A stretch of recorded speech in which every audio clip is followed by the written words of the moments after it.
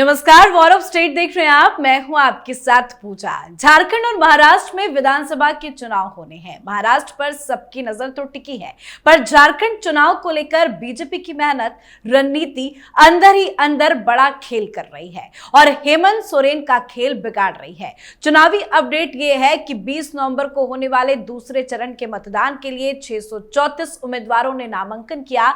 अब नामांकन प्रक्रिया पूरी होने के बाद चुनावी प्रचार का भी आगाज होने वाला है। प्रधानमंत्री नरेंद्र मोदी 4 नवंबर को झारखंड आएंगे। वो राज्य के गढ़वा और चाईबासा जिले में जनसभाओं को संबोधित करेंगे। इसके पहले अमित शाह 3 नवंबर को जाएंगे। उनकी 3 चुनावी सभाएं होनी है। साथ ही खबर है कि भारतीय जनता पार्टी जल्द ही झारखंड चुनाव के लिए अपना घोषणा पत्र जारी कर देगी। तो झारखंड चुनाव को लेकर क्या कुछ चल रहा है, कैसी है बीजेपी की तैयारी और कांग्रेस और जेएमएम के बीच क्यों हो रही है खटपट, तो तमाम बड़ी अपडेट आपको देंगे। चर्चा के लिए मेरे साथ स्टूडियो में मौजूद है कैपिटल टीवी के editor in chief doctor Manish Kumar और एग्जीक्यूटिव एडिटर राजीव जी। सर, आप दोनों का बहुत बहुत स्वागत है। धन्यवाद। सर, क्या है झारखंड चुनाव पर बड़ी अपडेट? देखिए, इसमें भी कोई अपडेट तो मुझे नजर नहीं आ रहा है, क्योंकि ये ऑलरेडी एक ऐसा चुनाव है जिसमें क्या होने वाला है ये सबको मालूम है। बीजेपी की जीत की तैयारी आधा से ज्यादा तो हेमंत सोरेन ने ही कर दी। हेमंत सोरेन या कांग्रेस पार्टी जिनकी गठबंधन सरकार चल रही है, कैन दे से अ सिंगल थिंग कि इस वजह से वापस जनता हमें चुन के भेजेगी? कोई एक काम नहीं। कोई 5 साल में आपने क्या किया, हाईलाइट क्या है कि हेमंत सोरेन सरकार रही, इसका सबसे मुख्य बिंदु क्या है कि भ्रष्टाचार में चीफ मिनिस्टर जेल गया। पहला, द फर्स्ट थिंग जो लोगों के दिमाग में आता है। दूसरा, बहुत भ्रष्टाचार हुआ, बहुत भ्रष्टाचार हुआ। कांग्रेस का सबसे बड़ा लीडर जेल चला गया, उसके ड्राइवर के पास से 500 करोड़ रुपया मिल रहा है। और उन यादों को रिफ्रेश पिछले 2-3 दिन में जो कार्रवाई चल रही है, फिर से लोगों को याद आ कि रे जो लोग के दिमाग से जरा सा उतरा होगा भ्रष्टाचार और इस सरकार की करतूत का मामला, तो जो हुआ वो रिफ्रेश हो गया। तो आधा काम तो इन्होंने ही पूरा कर दिया। अब बाकी काम भारतीय जनता पार्टी को करना था। तो भारतीय जनता पार्टी पिछली बार की हार से इस कदर परेशान हुई थी कि एक मिस जजमेंट, एक गलती, अदरवाइज कोई दिक्कत नहीं था कि वो चुन के वापस नहीं आती। वो गलती ये थी कि आपने समय रहते रघुवर दास को चेंज नहीं किया। जो वोट इन लोगों को मिला वो वोट इनके फेवर में नहीं, इनका कोई एजेंडा कोई नहीं, कोई बहुत बड़ा 30 मार खान का काम किया। लोगों ने रघुवर दास के गुस्से में इनके हाथ में सत्ता दी थी। इसलिए देखिए, रघुवर दास सीन से बाहर है, रघुवर दास सीन से बाहर है। दूसरा, इन्होंने हार्डकोर हिंदुत्व की लाइन ली है।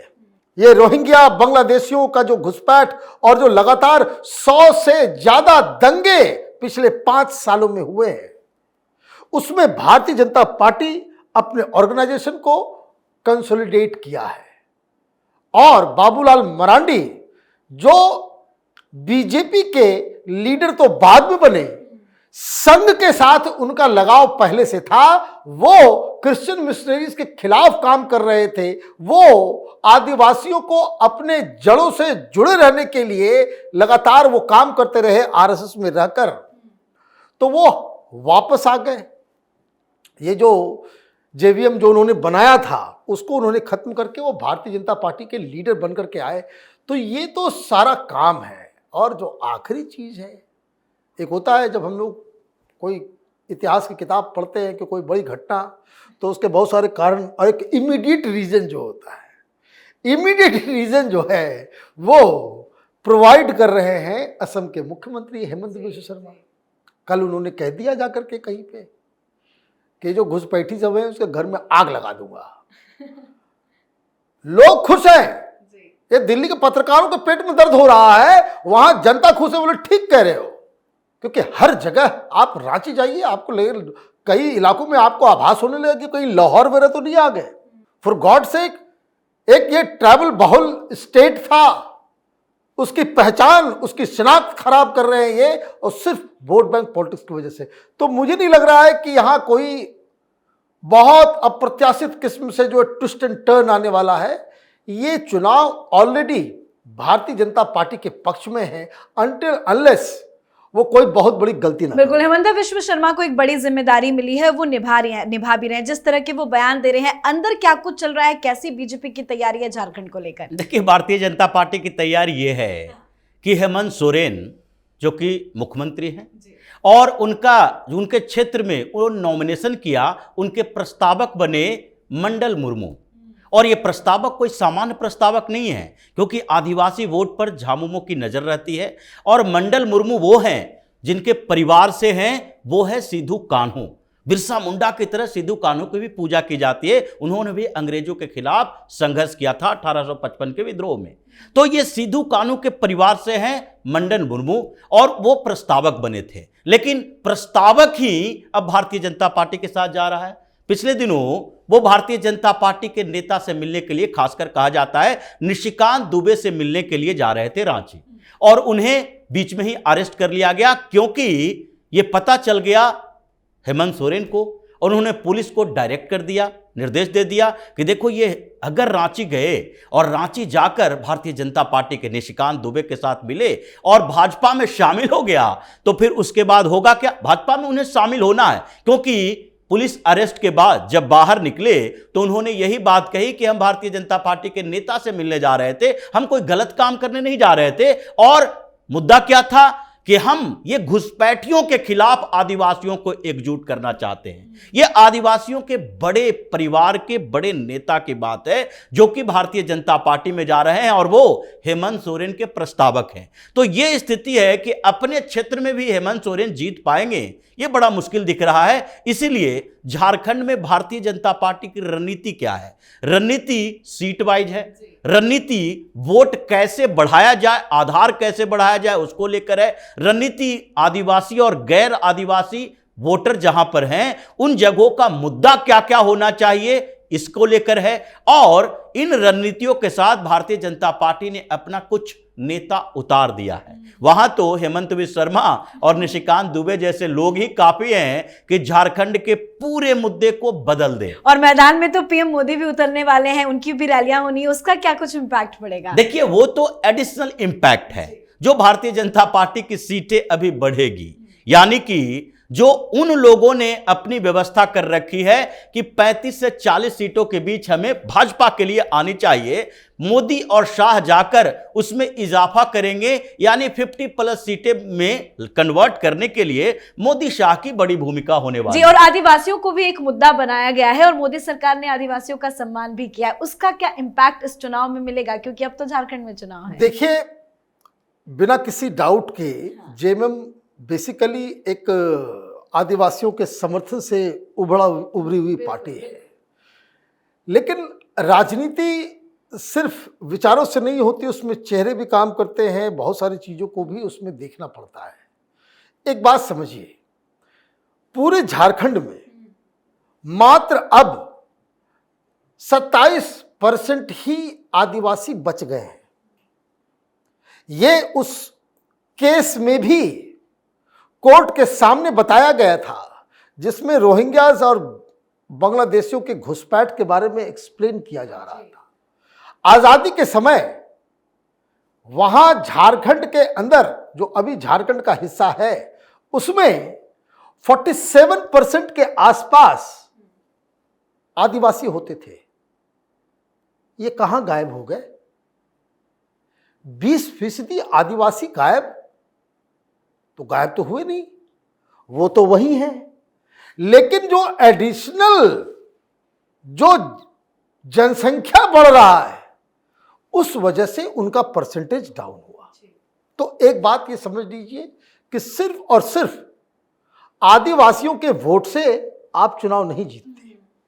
जो मैंने कहा कि पिछली बार जो नॉन ट्राइबल वोटर्स भी जो थे, वो रघुवर दास से इतने नाराज हो गए कि आदमी को हटाना है।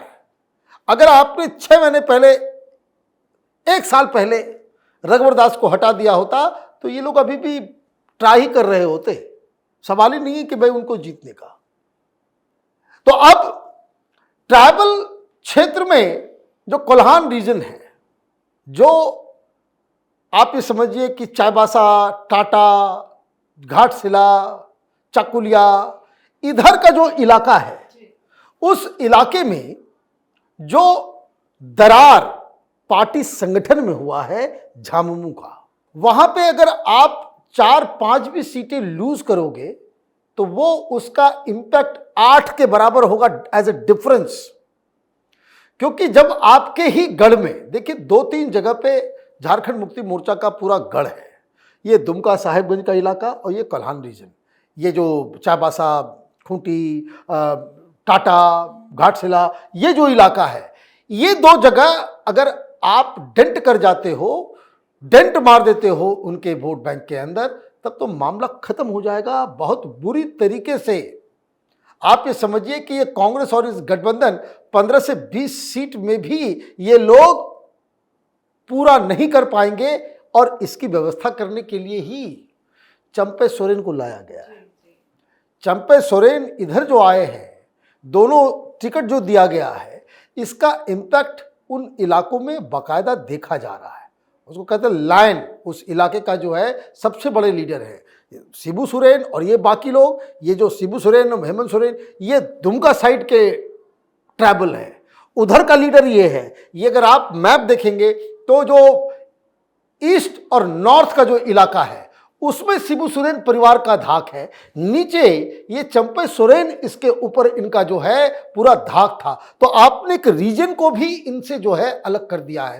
तो कहीं से कोई भी जो कहते कि समीकरण वो झारखंड मुक्ति मोर्चा के फेवर तो छोड़ दीजिए, उसको इक्वलाइज करने के लिए भी नजर नहीं आ रहा है। एक तो आपके पास लीडर का फेस जेल में जाने की वजह से खत्म हुआ, और दूसरा कि आपके वोट बैंक के अंदर ही बहुत ज्यादा रोष आपके खिलाफ। बिल्कुल। तो सर ऐसे में 2-3 चीजें हैं जो आपसे समझना चाहेंगे। चंपई सोरेन का बीजेपी के साथ आना, ये कितना झटका देगा हेमंत सोरेन को, और ये आदिवासी महिलाओं का अपमान, यही है जेएमएम और कांग्रेस की नई पहचान, ये नारे लगाए जा रहे हैं, इससे कितना नुकसान, और कांग्रेस और जेएमएम के बीच में क्या खटपट चल रहा है? देखिए, कांग्रेस और जेएमएम अभी इस बात के लिए परेशान है कि लोग जो ग्राउंड पर काम कर रहे हैं वो एक दूसरे के साथ कैसे आए। झारखंड मुक्ति मोर्चा का एक और बैनर लगा हुआ है चारों तरफ, और वो भारतीय जनता पार्टी ने लगवाया है कि झारखंड मुक्ति मोर्चा के मुखिया हैं।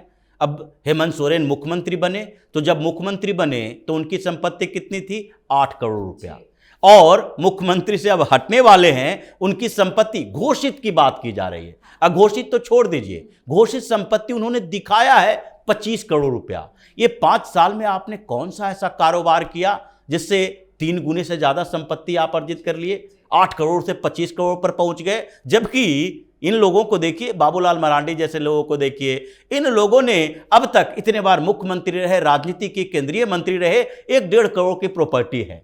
तो आपके पास कौन सा ऐसा बिजनेस आ गया कि आप इतने ज्यादा संपत्ति के मालिक हो गए? क्योंकि आपने ये जो स्टोन माइनिंग है उसमें कंपनियों को नहीं बल्कि अपनी कंपनियों को ही इन्वॉल्व कर दिया। ये पूरा सिंडिकेट चल रहा था। तो करप्शन के दूसरे मामले 8 करोड़ से 25 करोड़ का पोस्टर चल रहा है कि देखो कैसे आदिवासी के नाम पर आदिवासियों को ही लूटता रहा है। ये झारखंड बनाने के लिए जो झारखंड मुक्ति मोर्चा ने आंदोलन किया शिबू सोरेन के समय से और उससे पहले से भी, इसके कारण कुछ समय तक इसका असर आदिवासियों के बीच था कि हमारे लिए अलग राज्य बनाए। लेकिन अब उसका असर, शिबू सोरेन बाहर निकलते नहीं, हेमंत सोरेन को कोई इस स्तर पर नहीं पहचानता कि यह संघर्ष किया है झारखंड बनाने में। तो इसलिए आदिवासी वोटर भी स्प्लिट हो चुके हैं। अब ऐसा नहीं है कि बाबूलाल मरांडी के साथ, अर्जुन मुंडा के साथ या चंपई सोरेन के साथ आदिवासी नहीं जाएंगे। और यह समस्या इन लोगों की है कि जो ये कन्वर्जन का, जैसा कि डॉक्टर साहब ने कहा कि 27% अब आदिवासी रह गए हैं, जिसमें नॉन ट्राइबल लोगों की जनसंख्या बढ़ना और ट्राइबल में 2 तरह के एक परेशानी पैदा होना कि उसको कन्वर्ट किया जा रहा है, तो कन्वर्ट कर लोगे तो मुसलमान हो जाएगा, ट्राइबल नहीं रहेगा। तो ये जो मामला चल रहा है सामने कि देखो किस तरीके से तुम्हारी बहू बेटियों को ये मुसलमान बना लेता है, शादियां कर लेता है, और शादी भी एक एक नहीं, 3-3 शादियां एक एक व्यक्ति कर रहा है आदिवासी लड़कियों के साथ। तो ये स्थितियां वहां जो बनी है उसका बड़ा इंपैक्ट देखने को झारखंड में मिल रहा है। इसलिए परेशानी इन लोगों के साथ है, और झामुमो की परेशानी यही है कि ये कांग्रेस वाले मुस्लिम लीडर को आगे बढ़ाते हैं और मुसलमानों के खिलाफ वहां आदिवासियों में गुस्सा है। तो ऐसे में जब प्रभारी भी कांग्रेस ने मुसलमान कश्मीर से लाकर बना दिया है, तो झारखंड मुक्ति मोर्चा की परेशानी उसी तरह से बड़ी है जैसे राहुल गांधी के कारण उद्धव ठाकरे की परेशानी महाराष्ट्र में रहती है। बिल्कुल, तो हेमंत सोरेन की कुर्सी अब बचने वाली नहीं है। बहुत बहुत धन्यवाद सर आप दोनों का। धन्यवाद। तो झारखंड विधानसभा चुनाव को लेकर तैयारियां तेज हैं। 2 चरणों में हो रहे चुनाव के लिए नामांकन की प्रक्रिया भी पूरी हो गई है, और किस पार्टी से किस सीट पर कौन मैदान में है इसे लेकर भी तस्वीर साफ हो गई है। अब लड़ाई मुद्दों को लेकर है। आदिवासी महिलाओं के अपमान पर जेएमएम कांग्रेस बुरी तरह से फिलहाल घिर गई है, और अब जब पीएम मोदी प्रचार के लिए मैदान में उतरेंगे तो टेंशन हेमंत सोरेन और कांग्रेस पार्टी की और ज्यादा बढ़ने वाली है। तो इस पर आप अपनी राय कमेंट कर लिखें। देखते रहिए कैपिटल टीवी। नमस्कार।